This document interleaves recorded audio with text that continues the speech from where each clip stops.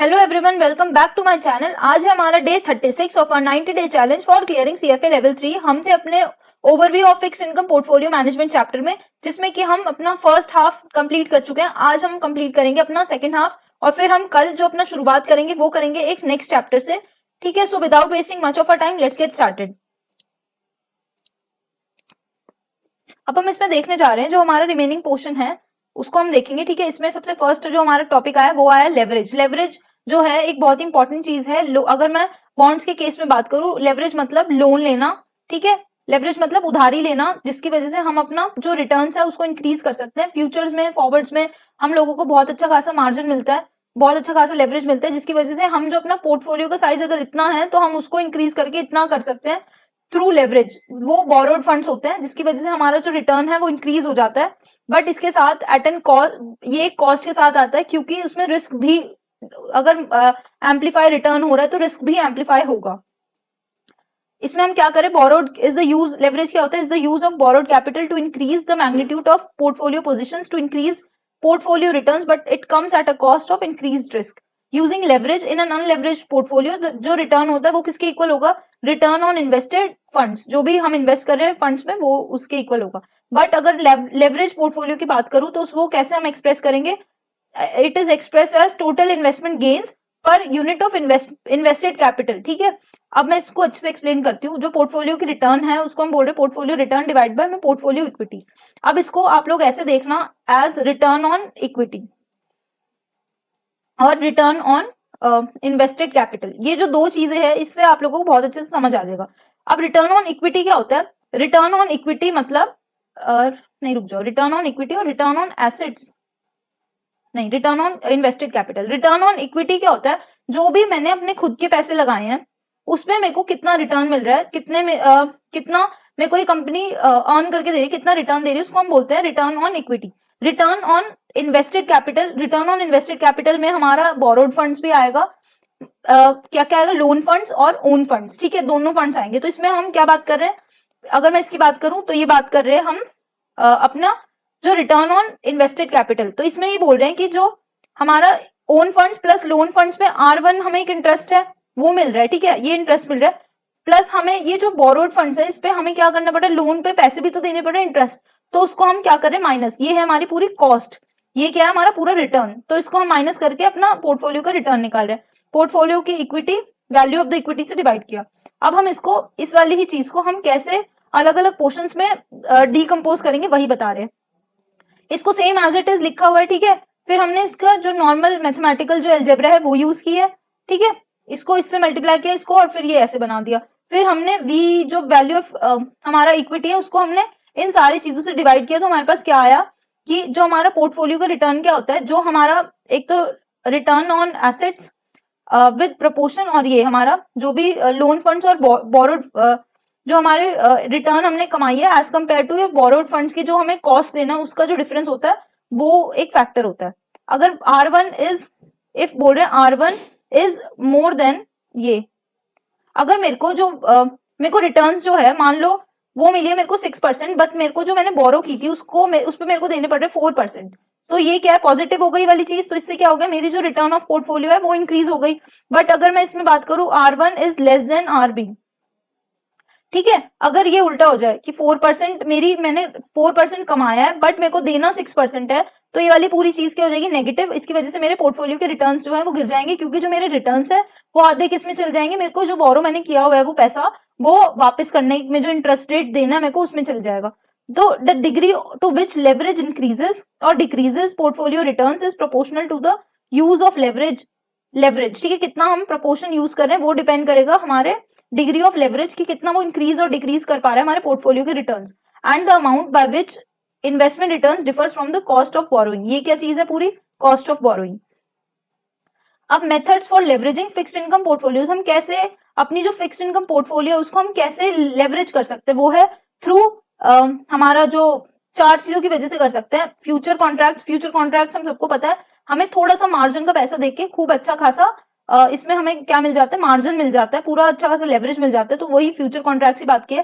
फिर हमारा swap agreements, वो हमारे इंटरेस्ट रेट स्वॉप्स हो सकते हैं, जिसमें कि जो हमने देखा पूरा इंटरेस्ट रेट स्वॉप्स की वजह से एक पार्टी होती है वो क्या करती है, एक फिक्स्ड इंटरेस्ट रेट देती है और दूसरी पार्टी फ्लोटिंग इंटरेस्ट रेट देती है। तो जो only capital required to enter into swap agreements is collateralised required by the is the collateral required by the counterparties. Collateral for interest rates and other swaps are cleared through clearing houses. फिर हम बात करें third हमारा repurchase agreement, जिसको हम repo भी बोलते हैं, ठीक है। It is a short term financing for fixed income securities. वो इफेक्टिवली एक तरह से कोलेटरलाइज लोन्स है। एक कुछ चीज कोलेटरल मतलब जब हम किसी चीज को गिरवी रखते हैं और उसके अगेंस्ट में लोन लेते हैं तो उसको हम बोलते हैं कोलेटरल। अगर हम बात करें रेपो की with respect to borrower standpoint तो उसको हम रेपो बोलेंगे।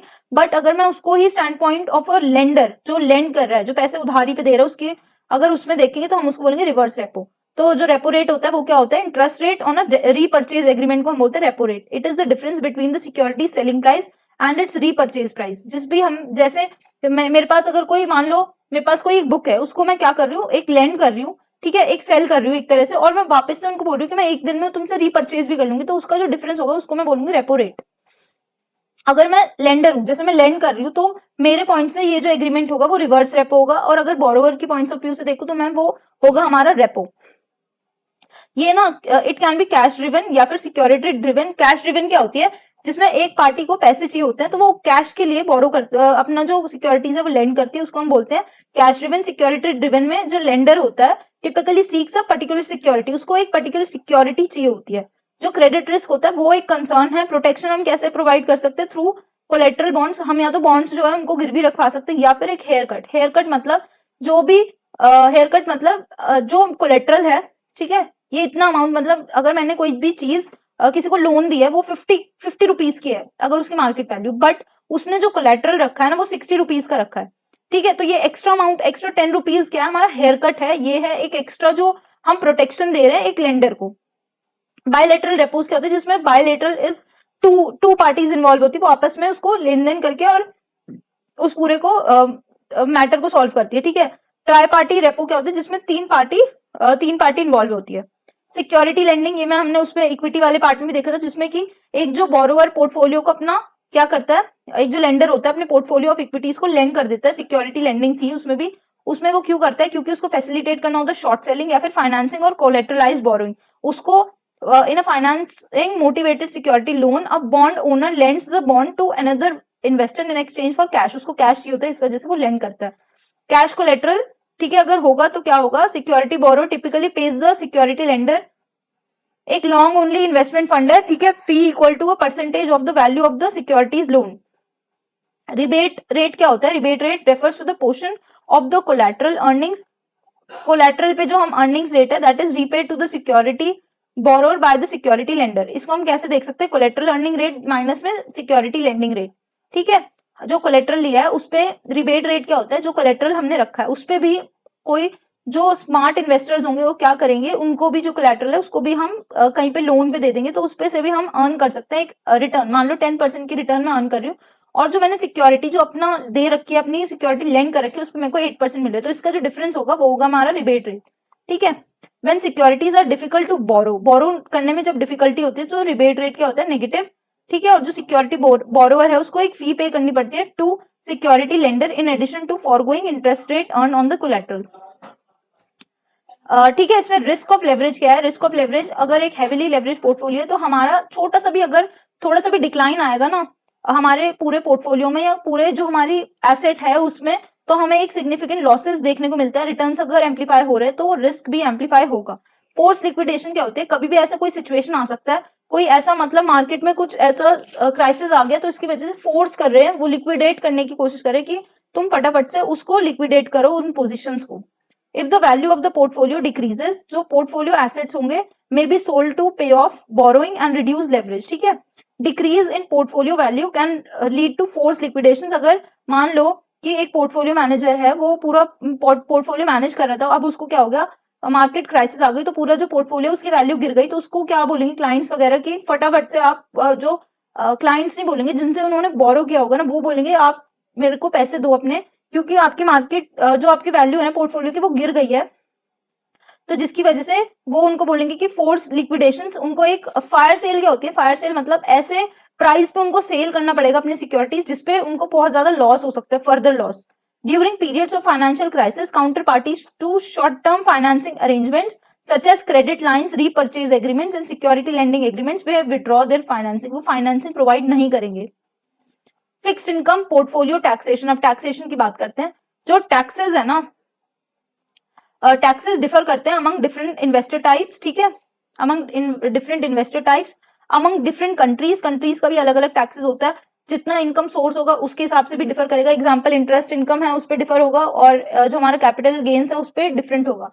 टैक्स शेल्टर्ड इन्वेस्टमेंट्स क्या होती है, जो मान लो कि कोई अगर कोई विडो है या फिर कोई ओल्ड एज पर्सन है तो उसके लिए एक टैक्स शेल्टर प्रोवाइड किया जाता है। जैसे कि रिटायरमेंट, कोई रिटायरमेंट प्लानिंग के लिए कर रहा है तो अप टू रिटायरमेंट उसको कोई भी टैक्स नहीं देना, बट आफ्टर जैसे उसका 60 या 65 एज हो जाएगी उसके बाद जो उसके एसेट्स होंगे उस पर उसको वो देना पड़ेगा, ठीक है, टैक्स देना पड़ेगा। कूपन पेमेंट्स जो है are typically tax at investor, investor को नॉर्मल जो इनकम रेट है ना उस पर ही उसको पेमेंट जो टैक्स लगेगा उस पर ही होगा, और जो कैपिटल गेन्स होगा उस पर उसका जो इफेक्टिव रेट होगा वो लोअर होगा देन मतलब जो कैपिटल गेन्स है उस पर कम उसको टैक्स लग रहा है और जो कूपन पेमेंट्स है उस पर ज्यादा लग रहा है। इन सम कंट्रीज जो income from special types of fixed income security, जैसे अगर कोई सॉवरेन बॉन्ड है, ठीक है, उस पर क्या होगा, उस पर कम टैक्स लगेगा, नॉन सॉवरेन बॉन्ड पे ज्यादा लगेगा। Principles of fixed income taxation, principles क्या है, अगर two primary sources of investment income that affects taxes for fixed income securities are coupon payments और capital gains और losses। दो ही प्राइमरी सोर्स ऑफ इनकम है जो हमें टैक्स होती है। Tax is payable only on capital gains and interest income that has been received, realise वालों पे ही टैक्स लगेगा, अनरियलाइज वालों पे टैक्स नहीं लगेगा। Capital gains are frequently tax at lower effective rate than interest income, ठीक है। कैपिटल लॉसेज जो है reduce capital gains in the taxpayer in which they occur. सबको पता है अगर जैसे मान लो किसी का ट्रेडिंग में लॉस हुआ है, ठीक है, तो वो क्या करेगा, जो अपना लॉस है ना उसको कुछ टाइम पीरियड लिमिट दिया जाता है कि इतने ईयर्स तक ना वो अपने टैक्स को ना जो अपना लॉस है उसको कैरी फॉरवर्ड कर सकता है, ठीक है। कैरी फॉरवर्ड मतलब अगर मान लो किसी ने 1 लाख का लॉस किया हुआ है तो जो 1 लाख का लॉस ईयर 1 में हुआ है वो उस चीज को 2 में भी फॉरवर्ड कर सकता है। कैसे, अगर मान लो उसका कोई गेन हुआ है तो जो गेन है, मान लो उसका गेन है हमारा 10K का, 10,000 का हुआ है, तो पहले उसको लॉस, उसको ना टैक्स नहीं देना पड़ेगा क्योंकि उसका ये लॉस जो हुआ था, ये जो गेन्स है इसमें से माइनस होगा, ठीक है। ऐसे करके, तो ऐसे ही जब तक वो 1 लाख से ऊपर, जब तक उसका ये चीज पूरा नहीं हो जाएगा ना लॉस, तब तक वो टैक्स नहीं देगा। वैसे ही सिमिलरली ये यहाँ पे हमने क्या किया, हमने इस चीज को फॉरवर्ड किया, कैरी फॉरवर्ड किया। हम इसको कैरी बैकवर्ड भी कर सकते हैं, कैरी बैक भी हो सकता है, कैरी फॉरवर्ड भी हो सकता है। की points for managing taxable fixed income portfolios include the following. की पॉइंट्स क्या क्या है जो हम मैनेज करते हैं जब भी टैक्सेबल पोर्टफोलियो इनकम देखते हैं। सेलेक्टिवली ऑफसेट करते हैं कैपिटल गेन्स और losses for tax purposes. If short term capital gains tax is higher, जो कि जनरली होता ही है, then long term capital gains, then be judicious when realising short term gains. Short term में जल्दी फिर हमें इन्वेस्ट नहीं करना अगर हमारा जो शॉर्ट टर्म का जो रेट है वो ज्यादा है। Realise losses considering tax consequences, ठीक है। कंट्रोल टर्नओवर को भी हम कंट्रोल करने की कोशिश करेंगे। Consider the trade off between capital gains और इनकम फॉर टैक्स पर्पसेस। अब बात करें इन्वेस्टमेंट व्हीकल्स एंड टैक्सेस। अगर हमें पूल्ड इन्वेस्टमेंट और एक है हमारा सेपरेटली मैनेज्ड अकाउंट, इसमें हम क्या बात कर रहे हैं, जो पूल्ड इन्वेस्टमेंट होगी ना उसमें डिफरेंट होगा हमारा टैक्स का कंसिडरेशन और सेपरेटली मैनेजमेंट डिफरेंट होगा। अगर मैं पूल्ड इन्वेस्टमेंट की बात करूं तो हम ऐसे ट्रीट करेंगे जैसे कि हमने जो इंटरेस्ट रेट है ना डिस्ट्रीब्यूट कर दिया इनकम वालों को for tax purposes in the year it is received, even if it does not actually pay it out to the investors. Investors को बेशक पे नहीं किया बट स्टिल क्या कर रहे हैं, उसको हम ऐसे दिखा रहे हैं कि हमने पे कर दिया और उस पर टैक्स लगेगा। Taxation of capital gains arising from the individual investments within a fund is often treated differently in different countries. जो पास थ्रू ट्रीटमेंट है, पास थ्रू ट्रीटमेंट मतलब रियलाइज्ड नेट कैपिटल गेन्स है in the underlying securities of a fund are treated as if distributed to the investors in the year that they arise and investors need to include the gains on their tax returns. इसमें क्या होगा, हम deferral कर सकते हैं अपनी जो capital gains tax payments है उनको। सेपरेटली मैनेज जो अकाउंट है उसमें क्या होगा, हमें पे करना पड़ता है taxes on realised gains in the underlying securities at the time they occur. जब भी जैसे अकर होगा, अगर पैसे मिल रहे हैं, कैपिटल गेन या लॉस हो रहा है, इंटरेस्ट इनकम मिल रही है, तब उस टाइम पे हम उसको रियलाइज गेन्स को हम पे करेंगे टैक्स। टैक्स लॉस हार्वेस्टिंग क्या होता है, जिसमें कि हम डेफर करते हैं अपने रियलाइजेशन ऑफ गेन्स। जो मेरे को अगर प्रॉफिट हुआ है ना इस ईयर 1 में, तो मैं उसको क्या करूंगी, उसको मैं ना टालने की कोशिश करूंगी, नेक्स्ट ईयर में डालने की कोशिश करूंगी, ताकि जो मेरे कैपिटल लॉसेज है ना मैं उसको रियलाइज जल्दी कर लूँ और कैपिटल गेन्स को मैं देर में करूँ। इससे क्या होगा, मेरे को टैक्स जो है अभी के उसमें क्या करना पड़ेगा, टैक्स देना ही नहीं पड़ेगा, हमें आगे टैक्स देना पड़ेगा। इससे क्या होता है, हम एक डेफर कर सकते हैं टैक्सेस को, ताकि हम इंक्रीज कर सके present value of investments for the investor. अब हम बात करें लाइबिलिटी ड्रिवन इन्वेस्टिंग की, कि वो होता क्या है, ये हम देख चुके हैं अपने एसेट एलोकेशन में। लाइबिलिटी ड्रिवन और एसेट ड्रिवन लाइबिलिटीज क्या होती है, एडीएल क्या होता है, जिसमें एसेट्स आर गिवन, लाइबिलिटीज को हम स्ट्रक्चर करते हैं। एलडीआई में हमारी लाइबिलिटीज हमें पता होती है, हमें एसेट्स को मैनेज करना पड़ता है। एग्जांपल लाइफ इंश्योरेंस कंपनी का है, इसमें एग्जांपल है लीजिंग कंपनी का विद शॉर्ट टर्म कॉन्ट्रैक्ट्स, ठीक है, जिसको फाइनेंस करना है शॉर्ट टर्म डेट के साथ। इसमें कंपनी क्या करती है, मैनेज एम करती है मैच्योरिटीज को to match maturities of its assets and liabilities to minimise risk. और इसमें क्या करती है, हम एस्टिमेट करने की कोशिश करते हैं इंटरेस्ट रेट सेंसिटिविटी ऑफ, ताकि हम पैसे दे सके लाइबिलिटीज जो हमारी हो रही है ना जनरेट, उसको हम क्या करते हैं एसेट्स के साथ मैच करने की कोशिश करते हैं एडीएल में। और इसमें हम क्या करेंगे, हम इंटरेस्ट रेट्स को मैच करने की कोशिश करेंगे, ठीक है। टाइप्स ऑफ लाइबिलिटीज क्या क्या होती है, एक तो हमारा इसमें दो तरीके से देख रहे हैं, जिसमें अमाउंट ऑफ कैश आउटफ्लो, जो कैश आउटले और timing of the cash outlay. Timing of cash outlay मतलब बाहर जाएगा, और अमाउंट ऑफ कैश आउटले जिसमें हमें नोन है, दोनों अगर चीज नोन है कि टाइमिंग पता है, हमें ये भी पता है कि कितना अमाउंट जाएगा, तो उसको हम बोलते हैं टाइप 1 लाइबिलिटी, जिसमें हम traditional fixed income bond with no embedded options को यूज करते हैं। और ये वाली मैकॉलेज ड्यूरेशन, मॉडिफाइड ड्यूरेशन, ये सारी हम इंटरेस्ट सेंसिटिविटी मेजर्स को यूज करते हैं। टाइप 2 क्या होता है हमारा, जिसमें कि अमाउंट हमें नोन है बट इसमें टाइमिंग अननोन है, इसमें कॉलेबल और पुटेबल बॉन्ड्स यूज करेंगे। टाइप 3 में दो अमाउंट अनसर्टन है बट टाइमिंग हमें पता है कि कब हमें चाहिए पैसे, तो फ्लोटिंग रेट नोट या फिर इंटरेस्ट रेट पेमेंट्स हम यूज करेंगे। इस पे ज्यादा इतना बताया नहीं, सिर्फ जस्ट एक यही टाइप्स ऑफ लाइबिलिटीज गिवन थी। अब बात कर रहे हैं हम टाइप 4 की, जिसमें दोनों चीज अनसर्टेन है, तो हम क्या करेंगे, प्रॉपर्टी एंड कैजुअलिटी इंश्योरेंस, जैसे कि वेदर इवेंट्स हो गए, उसके लिए हम अजम्पशंस ही बनाएंगे, ठीक है। थर्ड है हमारा नाइन्थ है हमारा managing of the interest rate risk of multiple liabilities. अब हम इंटरेस्ट रेट जो मल्टीपल हमारी लाइबिलिटीज है उसको हम कैसे मैनेज कर रहे हैं अपने इंटरेस्ट रेट रिस्क को, दो तरीके से करते हैं, कैश फ्लो मैचिंग या फिर ड्यूरेशन मैचिंग। कैश फ्लो में हम लाइबिलिटी और जो हमारा एसेट्स है उनको मैच करते हुए करते हैं, ड्यूरेशन में हम टाइमिंग को मैच करते हैं। कैश फ्लो मैचिंग क्या होती है, dedicated asset portfolio of high quality fixed income bonds, जिसकी हम मैच करें अमाउंट और timing to scheduled cash outflows. Dedicated means हम हेल्ड टू मैच्योरिटी है, if the entity has enough cash, तो वो लाइबिलिटीज को क्यों नहीं ले लेती, उसको रिटायर क्यों नहीं कर देती, अगर ऐसी कुछ चीज है, अगर उसके पास इनफ कैश है कि वो पोर्टफोलियो बना पा रही है अपना लाइबिलिटी, जो भी अपना लाइबिलिटी बेस्ड पोर्टफोलियो बना रही है, तो वो ऐसा क्यों नहीं कर रही कि अपनी लाइबिलिटी जो मान लो उसकी 20 लाख की उसको कोई कार लेनी है, तो वो ऐसा क्यों नहीं करेगी वो 20 लाख उसको पे ऑफ कर दे। क्यों, क्योंकि इसमें एक तो इलिक्विड होती है कॉर्पोरेट बॉन्ड्स, अगर इसमें तो चलो गाड़ी की बात करें, बट हमारी कोई ऐसी है कि बॉन्ड है, ठीक है, और कोई लंबे टाइम के लिए, तो इसकी वजह से ये इलिक्विड होगी, plus it is difficult and costly to implement. एक हमारा जो कॉर्पोरेट मोटिवेशन है जिसकी वजह से कैश फ्लो मैचिंग करते हैं, वो है इंप्रूव करने के लिए कंपनी की क्रेडिट रेटिंग, क्योंकि इससे क्या होगा, वो डेट को अपना वो कर सकती है, फाइनेंस कर सकती है, तो इसकी वजह से हमारी क्रेडिट रेटिंग जो है अच्छी हो जाती है।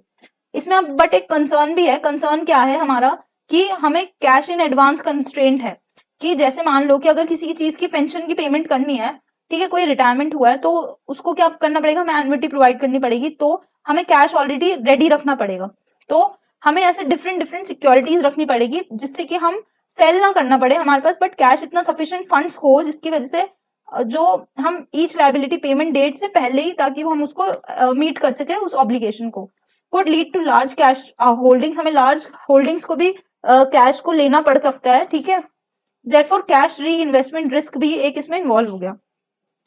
नेक्स्ट हमारा लैडर्ड पोर्टफोलियो। लैडर्ड पोर्टफोलियो में जैसे कि इट इज सिमिलर टू, किसी ने अगर पोर्टफोलियो बनाई है अपनी इक्विटीज की, और मार्केट अप गई, यहाँ पे लिया उसने बाय किया, यहाँ पे उसने बाय किया, इधर बाय किया, तो इससे इसने डिफरेंट प्राइजेस पे बाय किया हुआ है एक स्टॉक, तो इससे क्या होगा, इसका जो प्राइस होगा वो एवरेज करके आएगा, ठीक है। सिमिलर मतलब 5 क्वांटिटी यहाँ ली, 5 क्वांटिटी यहाँ ली, 5 क्वांटिटी, तो इसका जो प्राइस होगा ना, इसमें हम वेटेड, एक तरह से वेट ही तो डल गया है, तो वो क्या हो जाएगा, ये लैडर बन गया है, ठीक है। हमने सेम क्वांटिटी ली है बट एट डिफरेंट प्राइसेस, तो इसकी वजह से ये एवरेजिंग हो गई, ठीक है। अब इसमें बोल रहे हैं कि बुलेट पोर्टफोलियो में हम जैसे टाइम टू मेच्योरिटी है, तो हम क्या करेंगे, एक साथ ही पूरा बल्क पेमेंट है। अगर बारबल पोर्टफोलियो, बारबल मतलब जैसे एक जैसे डंबल किसी ने देखा है ना, तो वैसे ही है ये बारबल, कि इधर वेट्स है इधर ज्यादा और इधर वेट्स। तो वही इसमें बोल रहे हैं कि जैसे बारबेल पोर्टफोलियो मतलब शुरू में पैसे दिए और एक एंड में ज्यादा पैसे दिए, ठीक है। तो लैडर्ड पोर्टफोलियो में हम हर टाइम टू मेच्योरिटी हर इक्वल इंटरवल्स में इक्वल अमाउंट्स में बाय कर रहे हैं। तो इसमें बोल रहे हैं कि जो लैडर्ड पोर्टफोलियो होता है ना वो स्प्रेड कर देता है बॉन्ड की मेच्योरिटी और par values even along the yield curve. जो बुलेट पोर्टफोलियो होगा वो कंसेंट्रेट करेगा bonds at a particular point on the yield curve. Barbell जो पोर्टफोलियो होगा वो शॉर्ट टर्म और long term ends of the curve में ज्यादा आएगा। बेनिफिट्स क्या है लैडर्ड पोर्टफोलियो के? बेनिफिट्स क्या है ऑफ यूजिंग लैडर्ड पोर्टफोलियो? एडवांटेज क्या है? एक तो protection from shifts and twist, average हो गई, ये नहीं कि हमने यहाँ पर लो पे बाय किया और हमें कोई ऐसे प्राइसिंग की कोई प्रॉब्लम आई, तो इससे हम डाइवर्सिफाई कर सकते हैं cross time spectrum. Over time अगर डाइवर्सिफिकेशन हम कर रहे हैं तो इससे क्या होगा, इन्वेस्टर को balanced position between the two sources of interest rate risk मिल जाएगा, कैश फ्लो री इन्वेस्टमेंट और मार्केट प्राइस वॉलिटिलिटी जो रिस्क है वो एक तरह से उसको डाइवर्सिफिकेशन मिल जाएगी। Includes bonds that were purchase at high interest rates as well as low interest rates. ये इसका एक इम्यूनाइज पोर्टफोलियो कन्वेक्सिटी बताई हुई है। जो बारबल पोर्टफोलियो होता है ना उसमें हाईएस्ट कन्वेक्सिटी होती है, जो बुलेट होता है उसमें लोएस्ट होती है, जो लैडर होता है वो रिलेटिवली हाई कन्वेक्सिटी होता है, बीच में आता है। तो अगर मैं कंपेयर करूं बारबल अपना कन्वेक्सिटी के साथ, तो इसमें बोल रहे हैं कि जो लैडर पोर्टफोलियो है उसका has much less cash flow री इन्वेस्टमेंट रिस्क। जो लिक्विडिटी मैनेज अच्छे से हो जाती है क्योंकि एज टाइम पासेस तो उसको ऐसे सेल करने की जरूरत नहीं है, क्योंकि ऐसा कोई ना कोई बॉन्ड होगा जो कि हमारा मेच्योर कभी ना कभी हो रहा होगा, तो हम उसको सेल करके अपना जो हमारा कैश का रिक्वायरमेंट है उसको हम पूरा कर सकते हैं।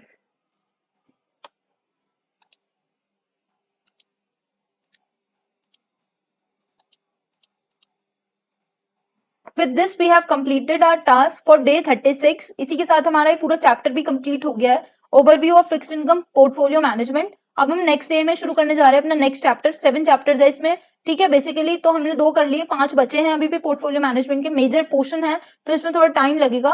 किसी को अगर कुछ भी प्रॉब्लम हो या कोई भी डाउट्स हो तो प्लीज एक कम्युनिटी बन के रहो कि जिससे कि सब लोग एक दूसरे के आपस में हेल्प कर सके। टाइम बहुत क्लोज आ रहा है एग्जाम्स का, सबको क्लियर करना है, एक कम्युनिटी बनी रहेगी तो उससे बहुत ज्यादा हेल्प हो सकती है एक दूसरे की। तो इसको साथ में लेके चलो, जिसके भी जो भी क्वेश्चंस है आपस में सॉल्व कर रहे हैं, तो हम जैसे दूसरे की जब भी कोई भी प्रॉब्लम सॉल्व करते हैं तो इससे हमारा भी पूरा जो क्लैरिटी होगा कंसेप्ट का वो बहुत अच्छे से हो सकेगा, ठीक है। तो keep learning, happy studying, stay consistent, stay discipline. मिलते हैं हम अपने नेक्स्ट डे के साथ with a new chapter, new beginning, new chapter. Okay bye, signing of.